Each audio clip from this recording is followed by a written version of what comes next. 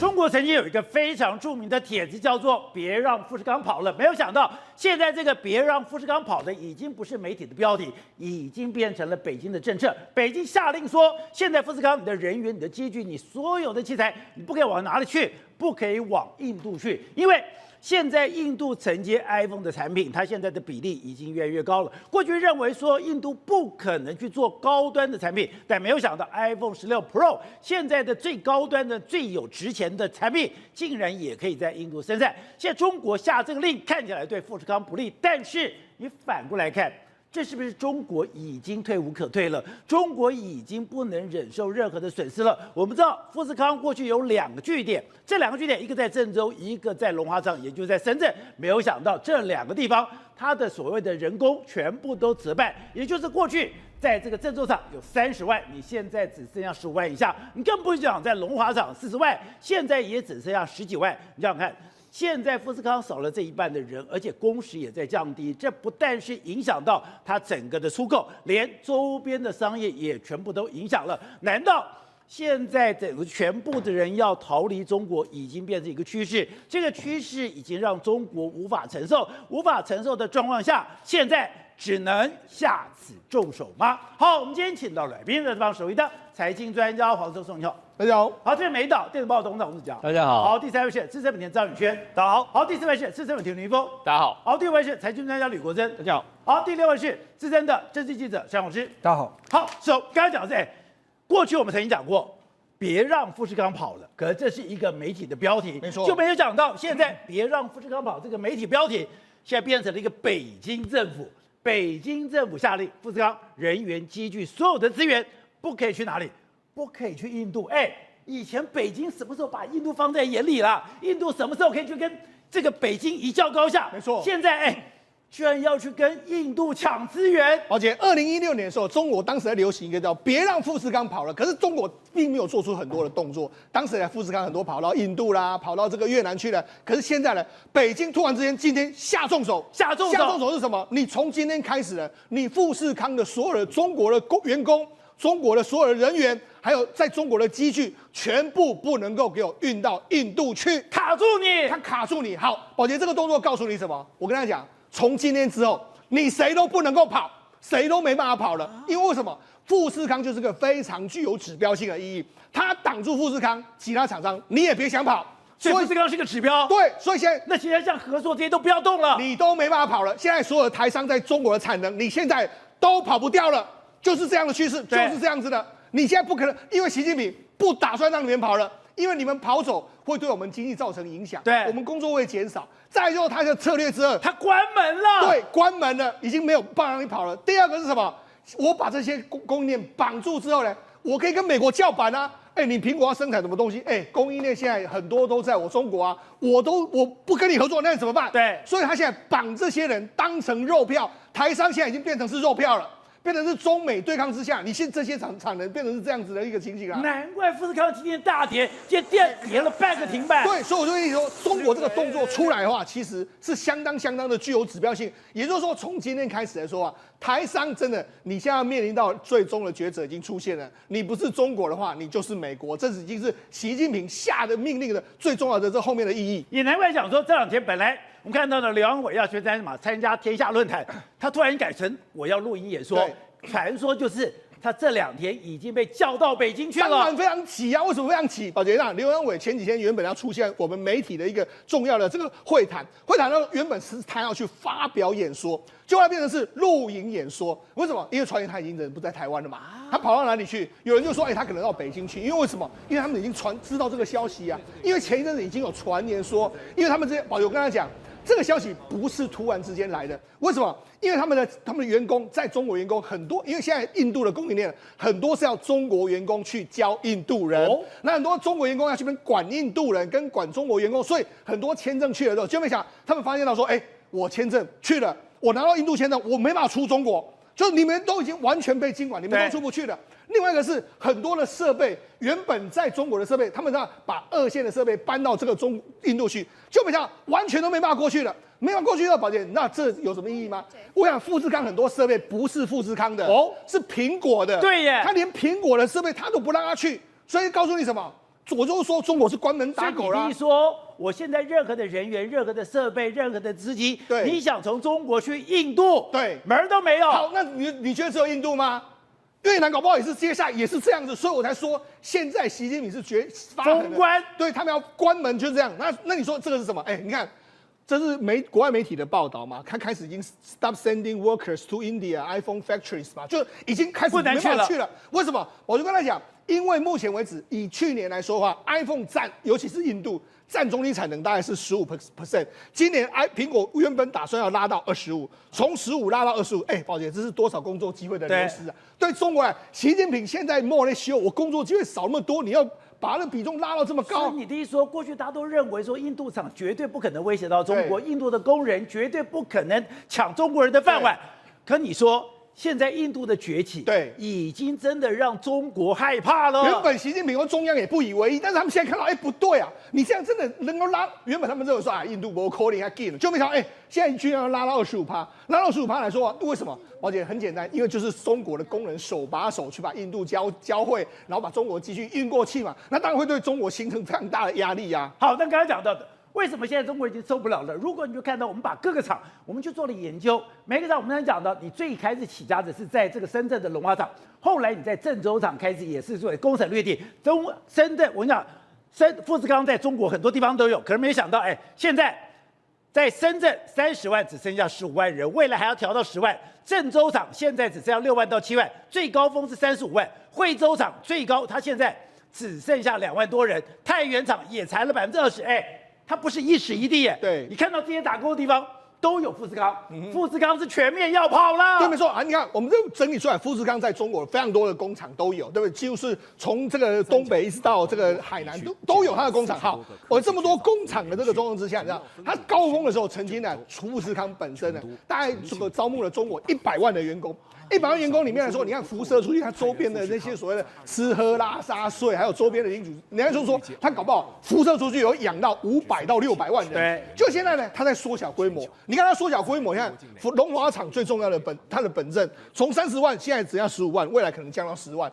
郑州最高峰有35万，现在只剩下6到7万。那很多厂是卖，你看安庆厂卖了啦，惠州厂也要卖了啦，太原厂还说都要卖了，裁。所以你知道，事实上它在中国现在是裁。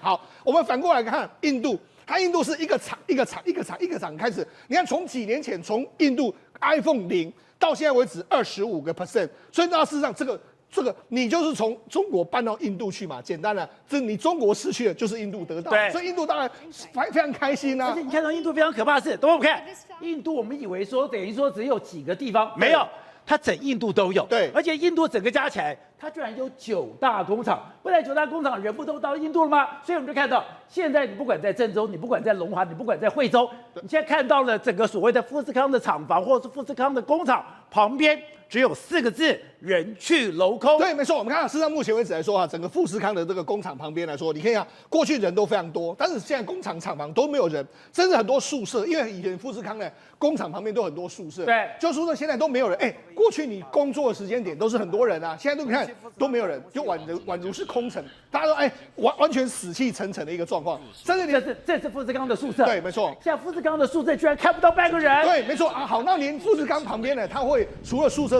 以前我们在看到富士康的时候都要排队耶，对，以前这个地方都会塞车他们这个骑脚踏车的走路都真人挤人，摩顶放走，对，现在居然1个人都没有。你看一楼所在地很多都是他们的这个店铺目前为止都关起来，也就是说什么没有生意啦。这以前工作按照这个富士康依附的富士康而火的整个商城，对，也都没有，所以才说它整个辐射出去的范围非常广嘛，这么惨。对，好，那除了你看你根本看不到任何，这不是放假日，这是上班日。好，那除了这个之外，最近有一个人在网络上弄的他就贴出来说他在那边工作了6年，就没想到在12月26号的时候就说，这个你可以过来一下吧。好，然后马上就说你来签这个所谓你被裁员的这个状况，马上就被裁员了。然后被裁员之后，他还要秀出来说，我在富士康已经工作了6年，要取信大家。你看，还有富士康的这个专门的员工奔我工作6年，就没想到去了工作没多久，把你叫过来之后就把你 fire 掉了。所以这非常多的这个状况，你看。所以说现在富士康要走是一个进行式，对。现在居然富士康要裁员也是进行式，当然。现在富士康很多人，这是12月26号他收到的，对，他收到了以后，马上就签了一个所谓的人资赔偿协议。人资赔偿协议之后，他的富士康的 App 就被清空了。而且接下来中国要过年了，你这些人马上裁员，那是怎么样？你要让习近平觉得怎么样？所以他一定知道这些消息，所以就停止了嘛。哈，那你看很多这个富士康周边的工作都没有什么人。你看，甚至连这是富士康，他们在这排队，这在郑州厂，你要排队要干什么呢？要等裁员，离职。对，你要离职。不好意思，我们现在营业。他们不是去求职的，对，不是排队进工厂要去工作的，对，是要离开的。我跟你讲，以前这个 iPhone 是100%在郑州厂生产啊，高阶。现在有那么多跑到印度去，你觉得这个工作就没啦？对，就这样子啊。好，他们就没啦，没工作了。另外一个在深圳龙华厂，我们刚才讲到，从30万降到15万，还要再降。这是他的这个招募中心，往年的年初的时候都是招募中心的旺季，就年初或者说进入到5、6月，就不要现在空荡荡波浪啊，对不对？然后连这个深圳的这个富士康城的话，也都是他们都是招所谓员工的地方，完全都是空荡荡。对，那你看周边的员工都说什么？周边的这个商家说什么？哎呀，这个跟比2015年到2017年的高峰来说话，我们已经少了1/3啊，甚至很多周边的厂商完全都撑不下去了。所以告诉你什么？富士康走了，的确对中国形成非常大压力，尤其是你好到印度啊，这个对这个习近平来说最不能接受，就是你好谁都可以，你居然好到印度，这是他完全不能够接受的一件事、啊。而且我都没有想到说有一天印度居然可以威胁到中国。对，我在问你的时候，你居然把这些数字露出来了，是真的。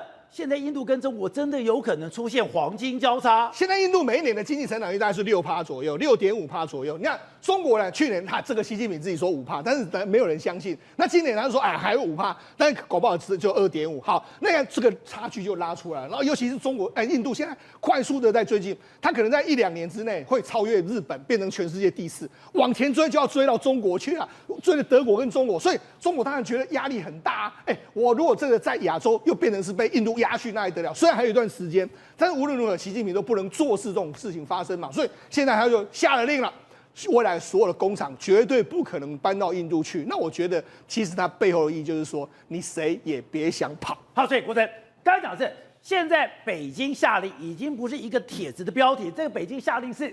你现在在富士康，你所有的人员、你所有的机具，甚至你所有的资金，你全部都不可以往这个印度跑。你才讲说因为现在富士康真的已经跑了一半了，现在富士康跑的真的已经让中国伤筋动骨、受伤惨重了。中国真的不能没有富士康，因为富士康不是只有一个富士康跑了，是整个供应链都会跑掉，供应链都跑。一只手机养300万人，这是多少的工厂全部要都搬走啊！所以中国是房地产加出口来支撑整个经济。你说富士康在中国养300万人，就这样。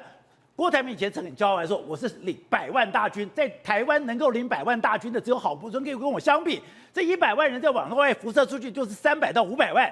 你说这300到500万都没有了，手机是最终端，你要组装手机要非常多的供应链，那都是非常庞大的产业链，要养的人非常的多。所以你看，2022年一解封，疫情一解封 ，PCB 就跑了。为什么跑了？因为富士康跑了嘛，和硕跑了嘛，伟创跑了，所以最难搬的 PCB 也搬到印刷电路板跑了，都是因应整个富士康整个供应链要跑了，你当然要搬走啊，所以搬到泰国去。东亚他们有免关税的协议，所以你到泰国一样出口到印度都可以免关税，所以 PCB 那边有化工材料，所以它只能跑到那边去，所以 PCB 跑了，再来整个产业链又跑到越南的300多亿美金，那是1兆台币耶，再来连菲律宾都有去，柬埔寨10亿。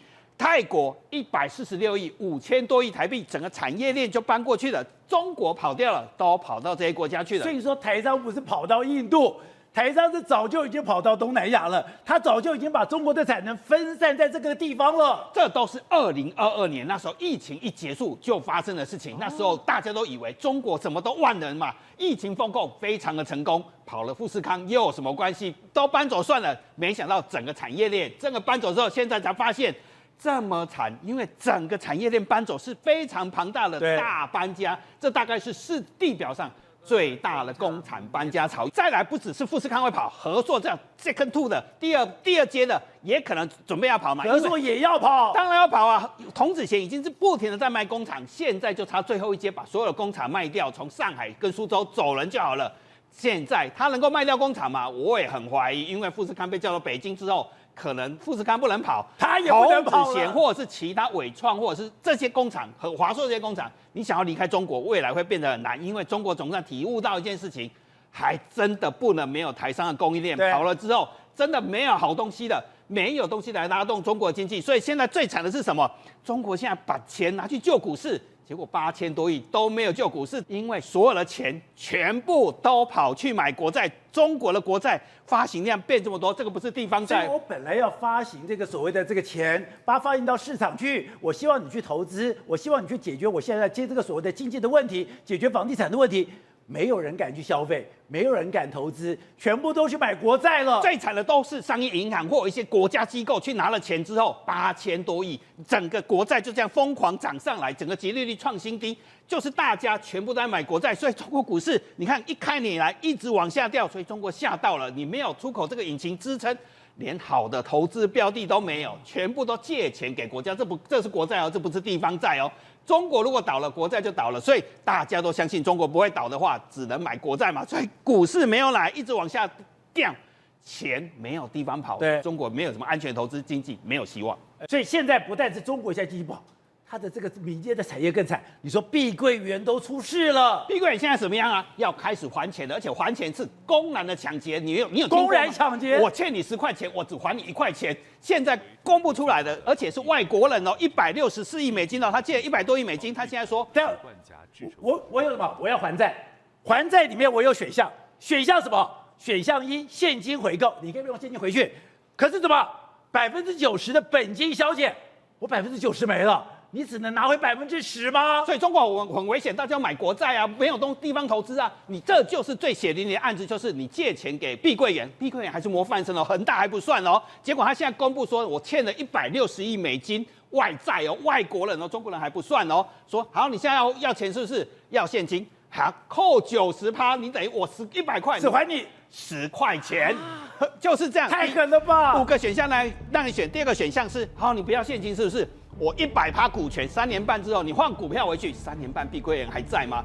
但是我可以给你股票啊，我给你碧桂园股票，对，币值嘛，有可能是币值嘛，3年后币值嘛，那再来我可以换新债啊，还有5个方向。那最好笑的是，你最后一个新债务，你的钱我没有折扣。还是新债权，但是11年半之后再来要，还有现在欠钱说，你看我换一个新债务工具，叫新债务，碧桂园新债了，我们举名好了，那不是抢钱吗？11年半，这是个公然抢劫，所以这哪是还钱了？这等于明抢嘛？所以这碧桂园还钱，中国经济造本。那我说我今天还你钱，我只还你1/10。其他的90%我就把你抵消掉了。你可以11年后要啊，所以现在欠你的钱明明到期了，11年后要，所以为什么台商不能走？没有好的投资标的，没有人在创造工作机会啊！现在房地产就是明着抢劫。不是，之前有一个帖子讲别让富士康跑了，这只是一个媒体的标题，可是现在这个媒体的标题已经变成北京的政策。北京他要求你富士康的人员跟机具不可以去印度。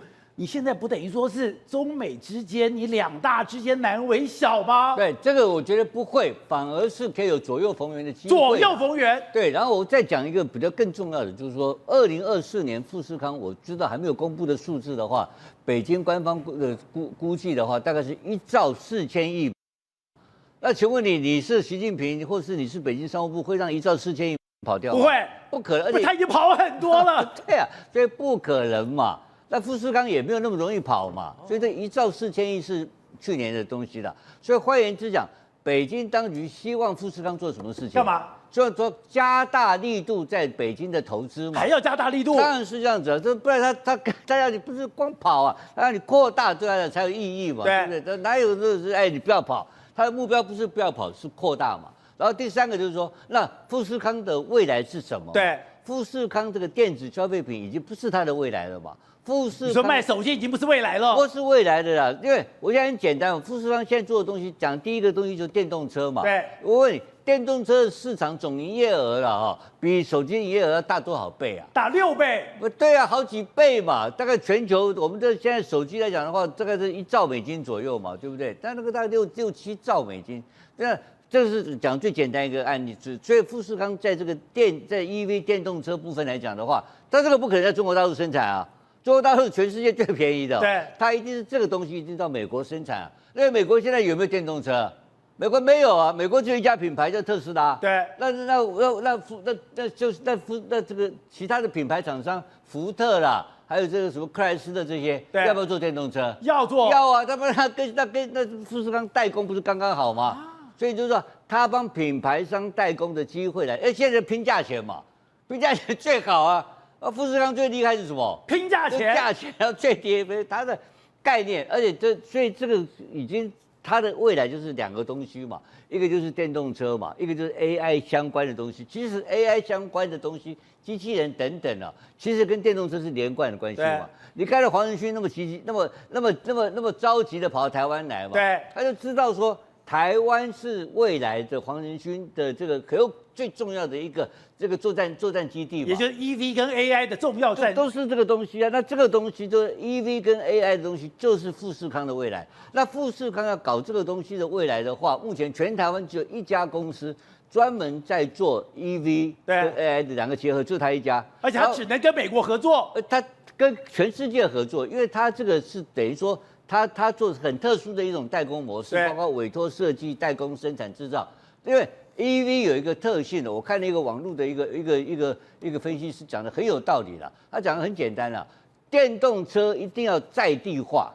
为什么？很简单，我们的以色列那个 BB 扣的爆炸案你还记得吧？对。那我那有电动车可以自驾，自动化驾驶，那不是更大炸弹？要汽车炸弹，对，就被别人控制了。对，所以一定要在地化嘛。他不可能去买你的美国不可能买中国车来开嘛。中国是开2天，他开到华府去爆炸怎么办？所以这个一定在地化是在政治上、在国家安全上来讲的话，是一个必要的要件嘛。那这个要件来讲的话，你现在突然间叫尼桑啊，叫那些那没有做电动车的公司去发展电动车，光前期设计费用就好几百亿啊。对，而且。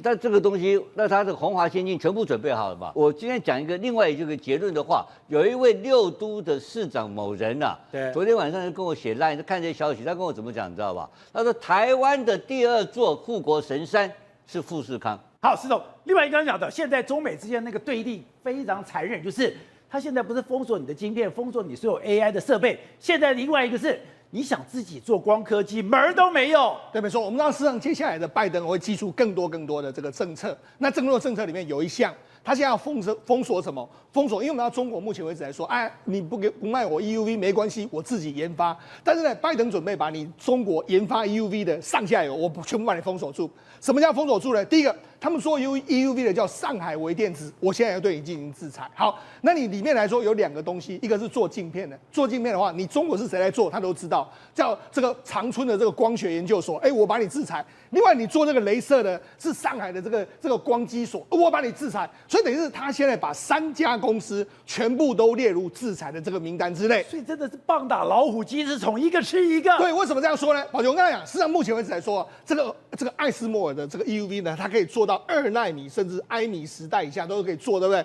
中国目前为止，他们号称啊，哎，我们做出来的这个光刻机呢，大概可以做到这个70奈米或者是这个50奈米左右，实际上有一段落差。但是美国不敢说，哎，你一定搞不好你真的会研发出来啊！而且你做到这个东西，你还是可以做到成熟制程，你把成熟制程做出来，对，也是可以把世界搞垮。所以现在呢，中国很简单，美国很简单，我就把你封住。好，把你封住要做什么呢？好，我跟他讲，实际上 EUV 里面有2个非常重要，一个是晶片。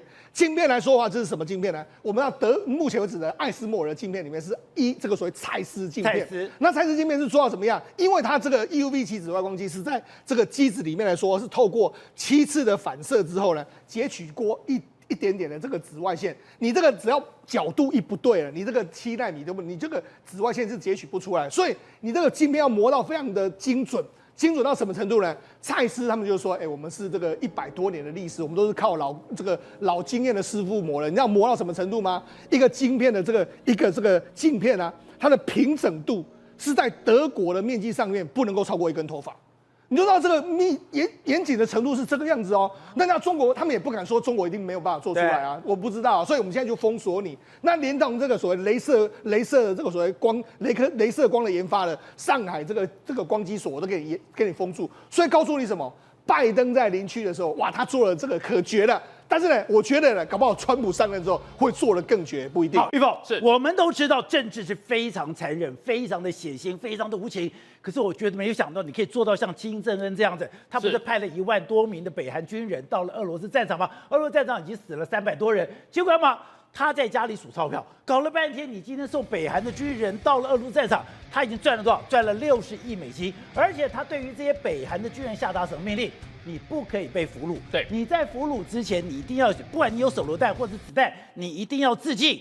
结果北韩的军人真的是这样子，而且所有最危险的工作都是北韩军人做的，也难怪他们才刚跟乌克兰有所交锋，就已经死亡3000人了。对，现在来讲的话，普丁跟金正恩2个哥俩好，可是呢，北韩的士兵真的就像是人肉吸引机一样，你丢上去，然后呢死成一排。你看到这个画面没有？这些都是北韩的士兵。乌克兰的战争来讲的话，对他们来说太难、太神奇了。他们没有遇过无人机，他们没有遇过这些现代化的一个战争。结果呢，俄罗斯都叫他们走第一线，然后呢，你就出去之后呢，你会发现一件事情，他们根本没有救无人机，然后呢，就棒，全部把它打死。对，打死下来之后呢，你知道吗？现在北韩他们要攻击无人机，他们怎么攻击无人机？怎么攻击？攻击无人机的方式呢？他们想出一个更可怕的一个方式，他们叫3角战术。他们让北韩的士兵3人一队，其中一个就站在无人机的下方。就像诱饵一样，然后呢，另外2边呢呈3角形等距的方式，在10公尺之外呢，想说你出来当诱饵之后呢，等到无人机，因为无人机要攻击你的时候，它会停下来就是最好的反击角度。可是这种方式会造成什么样的情况？一定有一个人伤亡啊！没错，你这个人一定会死嘛。可是呢，他们就是一个换一个，既然用这种方式来对待无人机，我们都会想到说，你要怎么打无人机？你应该有一个发射器，然后呢干扰无人机，把无人机给降下来，或者是无人机对击在空中。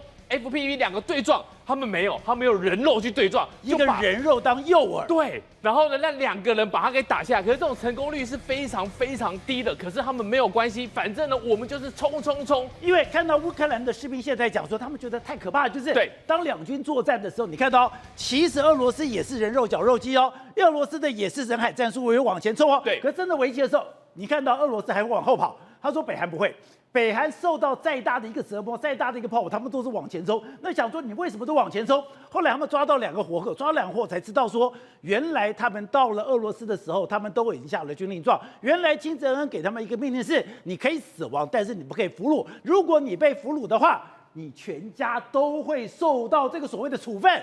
结果每一个人都是当真的无法的时候，就用手榴弹引爆。对，而且更可怕的是，你觉得他对无人机这样子用人肉来当诱饵已经够厉害了，对不对？但其实更可怕的事情是说，你天空上的无人机，我要用人肉来当诱敌，你知道吗？在地面上面的地雷，在过去来讲的话，我们都觉得地雷你应该出动一个坦克或者是除雷机，你要先扫荡之后呢，由坦克来清理战场，我们才过去嘛。他们没有，他们就像是鱿鱼游戏一样哦，一人排成一个排成一个，然后一列，然后呢每个人间距3到4公尺，他们是人肉扫雷，什么意思呢？我站第一个，我走在前面的时候，如果我被炸到了，就像这个画面，我被炸到之后呢，那代表什么？前面有地雷。问题是你人已经死了，然后呢，第2个排头被炸死之后呢，第2个就继续往前走，如果他们的衣冠就排在队伍的最后，一个收尸，你知道吗？这个画面就像是这鱿鱼游戏一样，我怎么知道我什么时候要踩到地雷？没关系，你就往前，反正呢，就像我们开车一样，弄点无虾，打到了之后呢，砰，它就炸了。就用这种方式，你知道吗？如果我很难想象，其他的国家的士兵怎么会愿意啊？北韩愿意，他们北韩愿意，然后呢视死如归，然后呢等到说真的好被乌克兰的士兵歼灭之后呢，他们躲在丛林里面，如果没办法拼最后一次的话，他们就决定拿开手榴弹自爆，竟然用这种方式跟这个乌克兰的士兵你死我们一起。鱼死网破，一起死。然后呢，被搜出来之后呢，他告诉大家说，他们在从以前哦就要帮金正恩将军打这一场胜战，所以呢，他们不能被俘虏。被俘虏的话，他们用一个很可怕的一个告诉你说，如果你被乌克兰俘虏，你被敌国俘虏的话，你会被凌迟处死，然后你的家人会怎么样？会变成说劳改营里面的一个罪犯，所以呢，他们上这个战场之后呢，根本是毫无活路，反正呢就是往前用一个苏联的方式，用人肉，用他们的身体去拼一个活路。好，我们刚才讲到，你在这个战场上面，你已经有3000多个北韩的士兵死亡，他们只有俘虏到2个，2个俘虏到其中一个，他说原来他们没有受过任何的训练。对本来北韩叫他们来说，你们那里也去学学最新的战术，就要说他们完全没有受到训练，而且他们讲说，他们到了战场也完全不知道前面有什么，他们就傻傻的被要求往前冲。对，好，在这种情况之下，还是有2个这个北韩士兵被抓下来。他们说他们这一类的地形地物，苏克尔是那个搜这个那个地方呢，跟他们北韩的那些白头山是完全不一样的。然后呢，他们也没有受过这些战况。问题是，只要是伟大的将军下令，他们就到战场上面。所以呢，他们这个来讲的话，根本就是一个必死之战。